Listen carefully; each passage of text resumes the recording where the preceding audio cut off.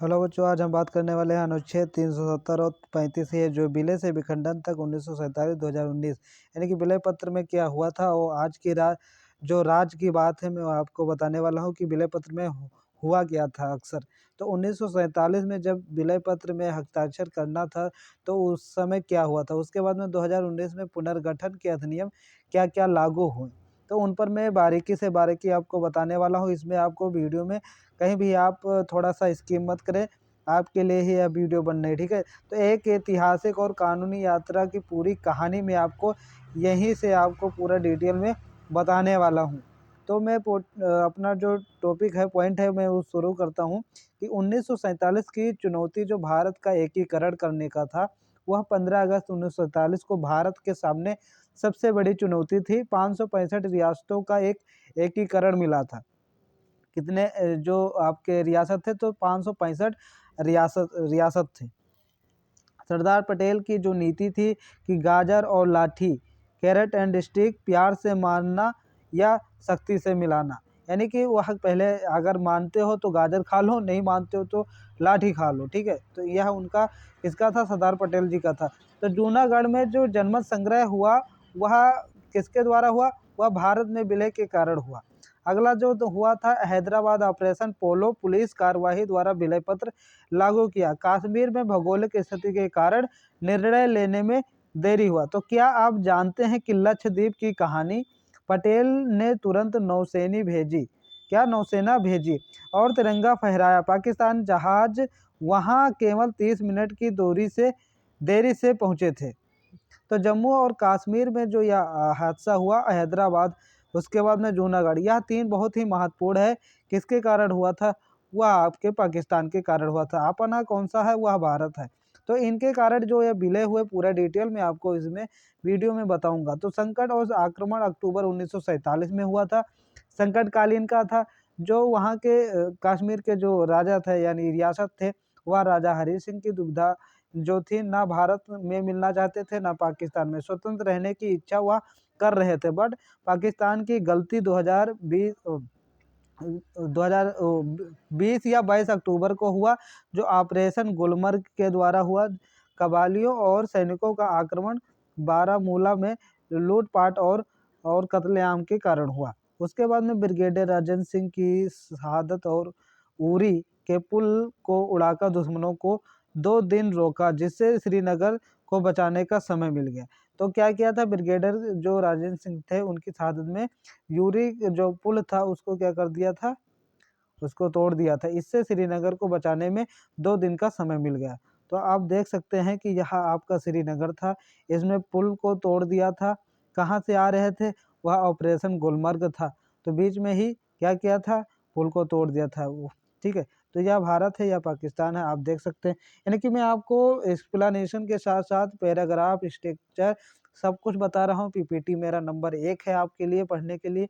बस आप मेरे वीडियो को देखते जाइए। अगर यह मेरी वीडियो अगर अच्छी लगती है तो दोस्तों, मेरा नाम पुष्पराज सिंह है, मेरा चैनल पुष्पराज हिस्ट्री जोन को अगर आपकी वीडियो यहाँ अच्छी लगती है तो आप ये सब्सक्राइब जरूर कर दें, क्योंकि आपसे विनम्र निवेदन है कि आप सब्सक्राइब बिना करे आप नहीं जाएंगे। अगला जो पॉइंट है मैं उसको लेने वाला हूँ कि जो विलय पत्र है वह 26 अक्टूबर 1947 को हुआ। तो हस्ताक्षर में 26 अक्टूबर हरि सिंह ने क्या किया था, हस्ताक्षर किया था। 27 अक्टूबर माउंटबेटन की जो उनकी क्या थी, विलय पत्र की जो थी। तो आप विलय पत्र देख सकते हैं, ऐसा था, ठीक है। उन्होंने कब अपना हस्ताक्षर किया, 26 अक्टूबर 1947। उसके बाद में जो इनके क्या थी, रक्षा करना था डिफेंस से। उसके बाद में विदेशी मामले और संचार। तो एक बड़ा जो मिथक है, झूठ है कि यह विलय पत्र सशस्त्र नहीं था, यानी कि सशस्त्र कोई शर्त नहीं था। तो यह वही प्रारूप था जो अन्य 560 प्लस रियासतों ने साइन किया था। तो इसमें नियम कानून जरूर होंगे। तो अगला जो पॉइंट रहने वाला है वह यह है कि संयुक्त राष्ट्र और जनमत संग्रह का सच 1948 में क्या था। स्टेप 1 ये पाकिस्तान सेना हटाया गया, गलत, रोंग है। स्टेप 2 क्या था, भारत सेना कम करेगा, गलत। जनमत संग्रह जो होगा, सही। उसके बाद में निष्कर्ष है कि चूंकि पाकिस्तान ने स्टेप 1 कभी पूरा नहीं किया, पाकिस्तान से हटाया ही नहीं। तो जनमत संग्रह स्टेप 3 की शर्त कभी लागू ही नहीं हुई, यानी कि जनमत संग्रह हुआ ही नहीं। तो आप समझ सकते हैं कि 1 जनवरी 1949 में जो युद्ध विराम और एलओसी का निर्माण हुआ वह ऐसे ही हुआ। आप देख सकते हैं अगला जो पॉइंट रहने वाला कि अनुच्छेद 370 का जन्म 1949 में कैसे हुआ। तो संविधान के भाग जो आपका 21 में अस्थायी प्रावधान है, ठीक है, तो उसमें लिखा है कि मूल नाम यानी अनुच्छेद 306A संविधान सभा में सर्वसम्मत किससे पास हुआ, किससे सर्वसम्मत से पास हुआ। तो प्रावधान जो था कि अनुच्छेद 238 रियासतों के नियम लागू नहीं थे, संसद की शक्ति सीमित केवल रक्षा, विदेश और संचार का था, अन्य जो कानून के लिए राज्य सरकार की सहमति आवश्यक थी। अगला पॉइंट रहने वाला है कि दिल्ली समझौता 1952 के 1954 राष्ट्रपति आदेश जारी किया, यानी कि दिल्ली एग्रीमेंट 1952 में हुआ। उसके बाद में प्रेसिडेंट ने जब ऑर्डर दिया 1954 में, तो उन्होंने कहा कि अनुच्छेद 35A का जन्म मैं करता हूं, इस संसद ने नहीं बल्कि राष्ट्रपति के आदेश से संविधान में जोड़ा गया है, इसलिए यह संविधान की मुख्य किताब में नहीं मिलता है। अनुच्छेद जो 370(1)D है का प्रयोग किया गया था, 370(1)D का प्रयोग किया, तो शेख अब्दुल्ला और नेहरू के बीच समझौता हुआ था। किसके बीच? शेख अब्दुल्ला, नेहरू और के बीच हुआ था। अगला जो पॉइंट रहने वाला है वह है कि अनुच्छेद 35A क्या था, विशेषाधिकार और भेदभाव क्या था। स्थायी निवास यानी जो परमानेंट रेसिडेंट थे उनका क्या था। 1954 से पहले के निवासी या 10 साल से रह रहे लोग को स्थायी निवासी कहते थे। जो विशेषाधिकार उन्हें मिला था कि जमीन खरीदने का, सरकारी नौकरी और छात्रवृत्ति का अधिकार उन्हें प्राप्त था। तो भेदभाव क्या था? भारत का कोई अन्य नागरिक वहां बस नहीं सकता है। लैंगिक भेदभाव, राज्य से बाहर विवाह करने वाली महिलाओं के बच्चों को स्थायी निवास का दर्जा नहीं दिया जाता था। तो संपत्ति का अधिकार नहीं था। यह हमारे जो थे स्थायी निवास और भेदभाव 35A के तहत इंक्लूड हुआ था, जुड़ा था। अगला हम पॉइंट देखने वाले हैं कि अनुच्छेद 370 का जो खोखलापन था 1954-2018 के बीच, समय के साथ जो 370 का उपयोग करके ही हम भारत के अधिकांश कानून जम्मू एंड कश्मीर पर लागू कर दिए गए। अगला जो 1954 राष्ट्रपति आदेश हुआ वह बेसिक ऑर्डर था। क्या था? वह बेसिक ऑर्डर था। 1965 में जब नाम परिवर्तन सदीय रियासत बना तो राज्यपाल वजीर आजम बना मुख्यमंत्री। जब 1965 में नाम परिवर्तन हो रहा था तो सदर ये रियासत जो था वह बना राज्यपाल और वजीर आजम क्या बना? मुख्यमंत्री। तो आप ये समझ सकते हैं कि इनका 1965 में इनका रीनेम हुआ। उसके बाद में 1986 में अनुच्छेद 356 राष्ट्रपति शासन लागू करना, यह इंक्लूड हुआ। तो जो सुप्रीम कोर्ट जो था वह चुनाव आयोग आईपीसी का विस्तार किया। सुप्रीम कोर्ट ने चुनाव आयोग के लिए आईपीसी का विस्तार किया। निष्कर्ष यह था कि 2019 से पहले ही भारतीय संविधान का 80% हिस्सा जम्मू कश्मीर पर लागू हो चुका था। निष्कर्ष यह है कि 2019 से पहले ही भारतीय संविधान का 80% हिस्सा जम्मू कश्मीर पर लागू हो चुका था। अगला जो पॉइंट है वह देखते हैं कि 2019 की तैयारी राजनीतिक शतरंज 2018 से क्या थी। वह था कि जून 2018 में बीजेपी जो पीडीपी थी, जो पीडीपी थी यानी गठबंधन टूटा, वह बीजेपी और पीडीपी से क्या हुआ? गठबंधन टूटा। जो जून जो आपका था राज्यपाल शासन गवर्नमेंट रूल, उसके तहत उन्होंने क्या किया? 19 दिसंबर 2018 को क्या किया? वह अनुच्छेद 356 लागू किए। उसके बाद में राष्ट्रपति शासन के काल में उन्होंने महत्वपूर्ण कानूनी मोड़ लिया, जो कि उसे बोलते हैं दी टर्निंग पॉइंट। राष्ट्रपति शासन में राज्य विधानसभा की शक्तियां, राष्ट्रपति शासन में जो भी राज्य विधानसभा की शक्तियां संसद पार्लियामेंट जारी करेगा। इसलिए जम्मू कश्मीर विधानसभा को भारतीय संसद माना जाता है। अगला पॉइंट जो रहने वाला है वह है कि द लीगल मास्टर स्ट्रोक चरण 1 नया राष्ट्रपति आदेश जो 5 अगस्त 2019 को देता है वह क्या है? आर्टिकल 370(1)D को हटाया गया।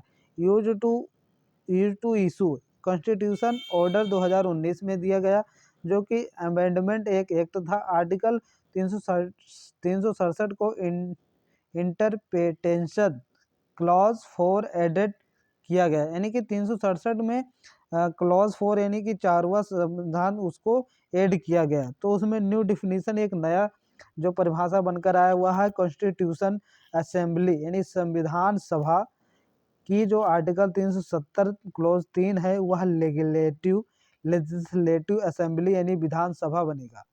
अगला जो पॉइंट है वह यह है कि द लीगल मास्टर जो स्ट्रोक है चरण 2 वह संसद का संकल्प कैसे करेगा। कॉन्स्टिट्यूशन असेंबली संविधान सभा बीकम आने वाला है जो आर्टिकल 367 वह लेजिस्लेटिव असेंबली यानी विधानसभा का रहेगा। Power of head by due to president rule वह राष्ट्रपति के नियमानुसार होगा। तो इंडिया में जो पार्लियामेंट भारतीय संसद है वह किसके तहत चालू होगा, तो वह रहेगा द एक्शन जो ले सकते हैं वह गृह मंत्री अमित शाह ने संसद के संकल्प रेजोल्यूशन रखा। उसके बाद में रिकमेंडेशन जो था वह संसद ने जम्मू कश्मीर के विधानसभा की शक्ति से सिफारिश की और 370 को समाप्त किया गया।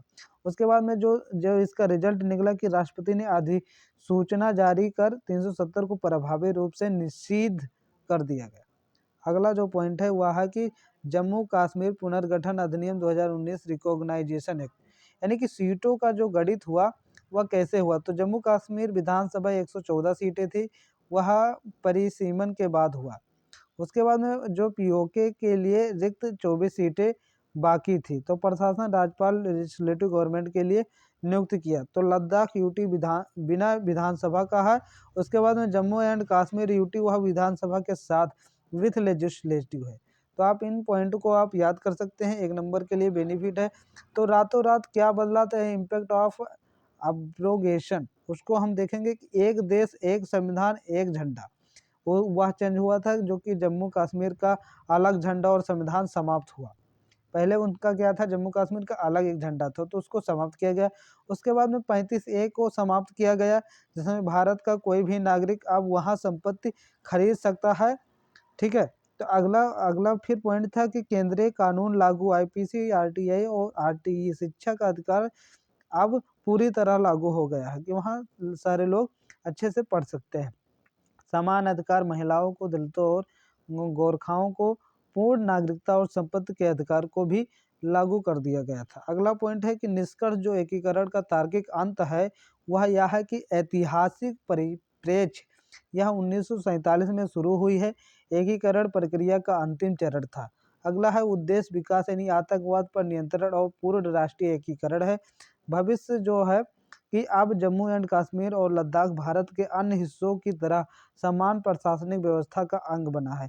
इतिहास के लंबे कालखंड में एक राष्ट्र का एकीकरण ही सर्वोपरि होता है।